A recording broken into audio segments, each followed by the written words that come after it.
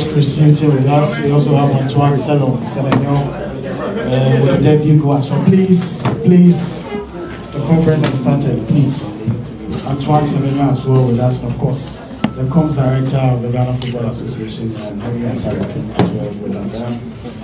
Coach, can you sum up, the events of the 90 minutes? I'm pretty sure there were patches you were impressed with. There were patches you felt we could improve on, but we won. How satisfied are you?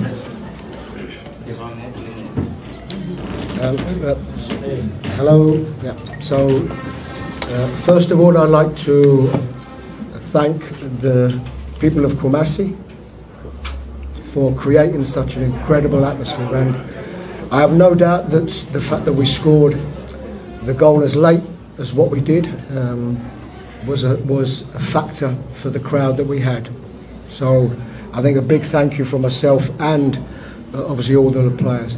I thought we started the game well, and sometimes in this game you have to get your goal or your goals in when you're having your better period in the game. Probably the disappointment is that when we came out at the second half, we wasn't able to, I think, replicate what we did in the first half. And the difficulty becomes if you haven't scored and you don't have a lead, the game becomes open. And when the game becomes open, it can go either way. So I think we had enough opportunities in the opposition box. But of course, if we don't score them goals, it puts pressure on ourselves. And I thought we were up against a good and very well organised Angola team. But credit to the team and the players that showed great spirit and determination. And I think when I was here a few days ago, it's a win, and that's the most important thing. Right. Okay. Your name, media house, please. I'm Franklin Naranijuma, GhanamanSport.com. Coach, this is your first official game as the manager. I would like to know from the three departments of our team, the defense, midfield, and attack, where lies our strength and where lies our weaknesses going into the second leg with Angola? I don't think it's about strengths and weaknesses, because there are two categories: you attack and you defend. You defend as a team and you attack as a team. What's the area that our game is all about scoring goals, and even when you are not at your best, when at least you score, it can take the pressure off of the team, and unless you do that, it gives the opposition a lot of encouragement, and it becomes a more difficult game. It becomes a more even game. So I don't think it's a question of the good parts of a game and the bad parts of a game. It's about improving, I think, our general play. And I think going into the next game, I would like us to, our overall game, if I'm looking at our overall game today, I think certainly if our overall game today is better, then certainly we won't give ourselves as many problems as what we did today. Chris, my name is Achita Manko. I work with Asasi Radio. Watching the game, it was difficult to make sense of what we wanted to do. So I thought I would ask you what you set out your team to do when they had the ball, what the game plan was about, and why we played the way we did. I think the game plan is always about formation. So if you see the formation that we played, which was in effect 4-2-3-1, which is two midfield players that you think can dictate the patterns of play of the game and the tempo of the game.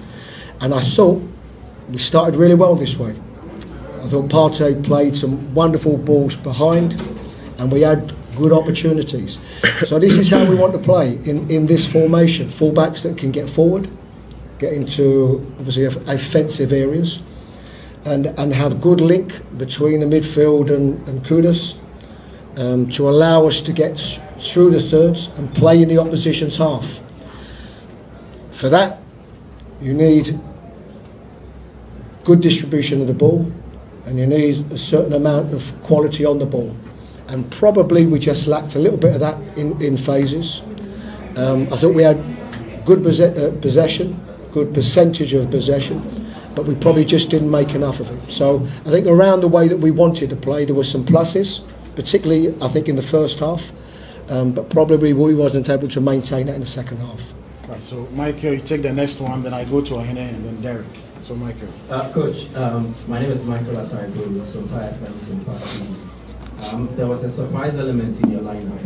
Captain Andrea, you trained during the 2 days that the team trained at the Babangida Sports Stadium. Surprisingly, he wasn't in the lineup. He didn't also get to play a single minute. What is the reason behind this? No, this is the choices you have as a head coach. We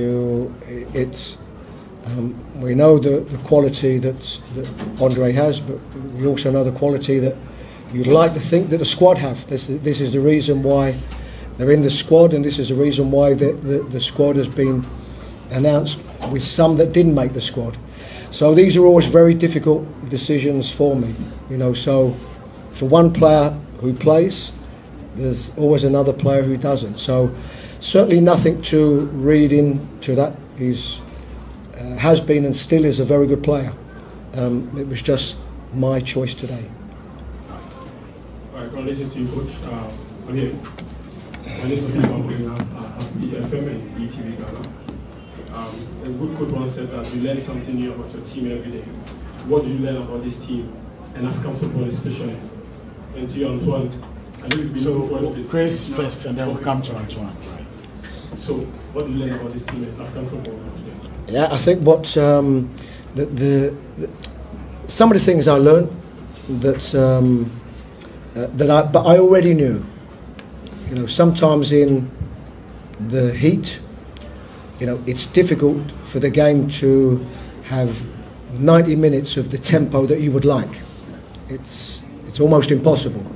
So the game will always be up and down, and there will be times in the game where supporters will look at and think, the tempo needs to be higher. But it's difficult, in these conditions. But it's the same for both sides.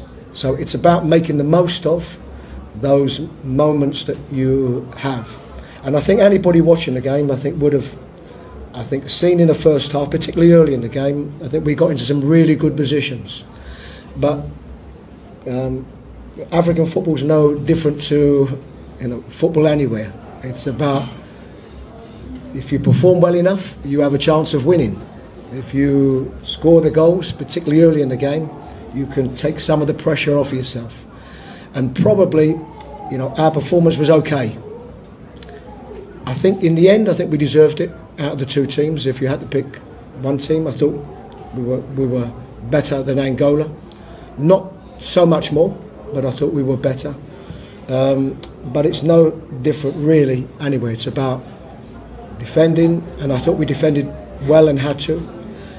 But certainly if we were able to get them goals or that goal earlier, it would have taken some pressure off. Right, Derek, and then so I take the last bite for Chris and then go to Antoine. Yeah. All right, Coach, my name is Derek Ayib from MX24 Television. You've been mentioned about improvement, and today you had 11 goal scoring opportunity. Unfortunately, the very last one went in the 90+6 minute. Going forward, what are you doing to ensure that these chances will be converted? It's a good question, and probably I'll turn it around a little bit. We've had 11 chances, so that's the first positive.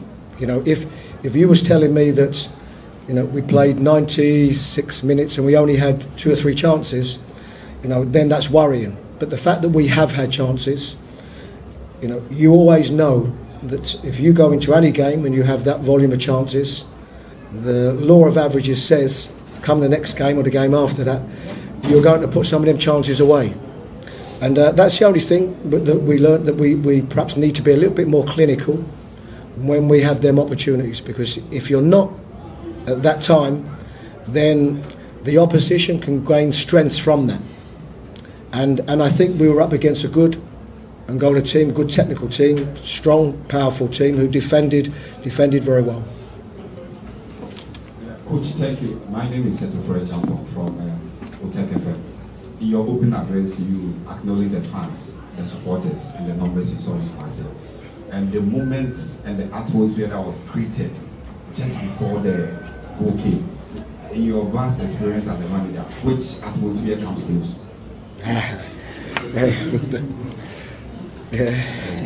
That's a good question. Probably none. You know, it's what I would say is that I've been involved in some, as a player and a coach, some very, very big atmospheres. But it's different here. And I'm talking about before the game, the atmosphere before the game. These type of atmospheres you don't experience too many places. Certainly don't too many places outside of Africa. You don't experience. And what they want, we know what they want. You know, they want to see free-flowing, exciting football, and whenever somebody in the team does something special, the volume raises even more so. As coaches and players, you want to give them that as much as possible. It's not always possible. And sometimes the game is won on a last-minute goal. And I think certainly a support like this can take credit for that also. But no, it's a special atmosphere, I must admit.